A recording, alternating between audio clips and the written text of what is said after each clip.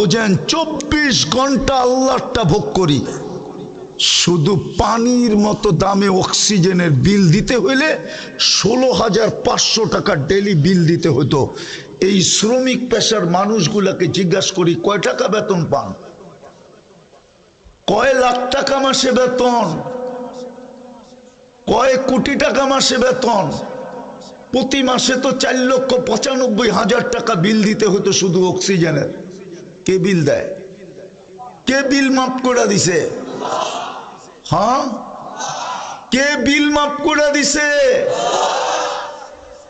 ভালো মতে বোঝেন। এই জন্যই বলছিলাম প্রস্তুতি নিয়ে যেতে হবে, তৈরি হয়ে যেতে হবে, গুছায়া যেতে হবে। আগে জানি কি শব্দ বলছিলাম?